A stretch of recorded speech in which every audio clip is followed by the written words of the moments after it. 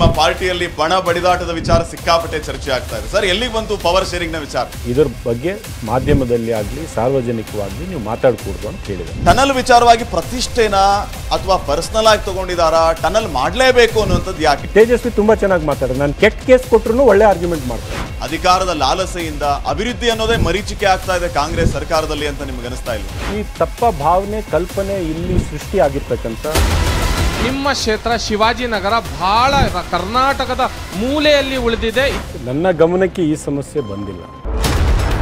ಶಾಸಕರಿಗೆ ಅನುದಾನ ಕೊಡೋದಕ್ಕೆ ಕೊರತೆ ಏನಿಲ್ಲ, ನಿಶ್ಚಿತವಾಗ್ಲೂ.